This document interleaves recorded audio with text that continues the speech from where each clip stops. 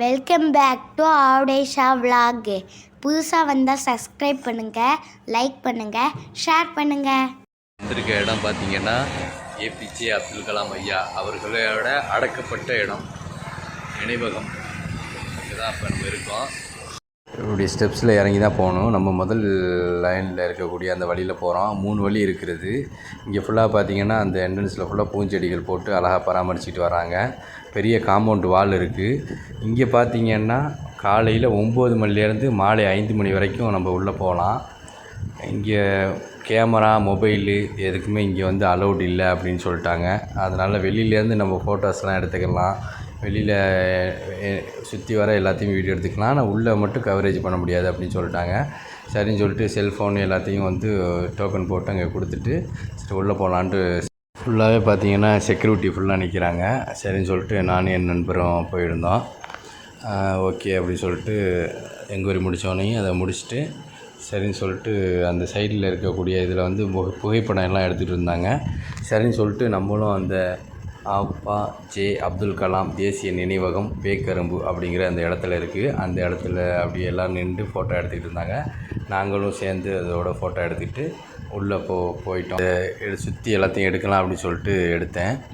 இந்த சைடு வியூவிலேருந்து பார்த்தோம்னு வச்சுக்கிங்களேன், அப்படியே ஃபுல்லாகவே வந்து நம்ம நடைபாதையில் உள்ளே போனோடையுமே செப்பல் வந்து ரிமூவ் பண்ணுறதுக்கு தனியாக அந்த இடம் வச்சுருக்காங்க. செப்பல் எல்லாத்தையும் ரிமூவ் பண்ணிவிட்டு நம்ம பேக் எதுவும் இருந்துச்சுன்னா அங்கேயே செக்யூரிட்டி இருப்பாங்க, அங்கே தனியாக கொடுத்துட்டு அப்படியே போயிடலாம்.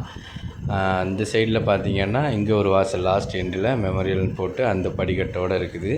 அந்த படிக்கட்டுலேருந்து நம்ம இந்த சைடில் ஃபுல்லாக போய்க்கிடலாம். ரோடு ஃபுல்லாக இதாக இருக்கும். பார்க்கும்போது நல்லா சூப்பராக கம்பீரமாக இருக்குது.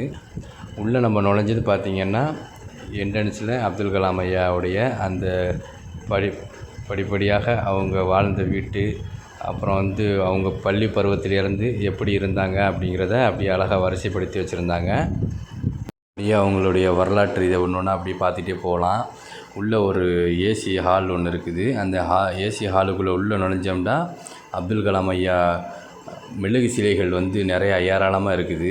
அதில் அவங்க வந்து குடியரசுத் தலைவராக இருக்கும்போது இருந்த மெழுகு சிலை, அவங்க ஏவுகணையை அனுப்பும்போது இருந்த அந்த மெழுகு சிலை, அவங்க செக்யூரிட்டியோடு இருக்கக்கூடிய மெழுகு சிலை, அவங்க பேசும்போது இருக்கக்கூடிய அந்த மெழுகு சிலைன்னு சொல்லிட்டு எக்கச்சக்கமான மெழுகு சிலைகள் அப்படியே தத்ரூபமாக இருந்தது. ஆனால் எதையுமே நம்மளால் எடுக்க முடியலை. சில புகைப்படம் மட்டும் கிடைச்சது, அதை எடுத்து அதில் போடுறேன் பாருங்கள். அப்படியே வெளியில் வந்தோம்னா அந்த உள்ளே வந்து அப்துல் கலாம் ஐயா அடக்கம் செய்த அந்த இடம் வந்து நடு சென்டரில் வச்சுருக்காங்க. அதை சுற்றி மலர் வளையம் எல்லாமே வந்து போட்டிருந்தாங்க.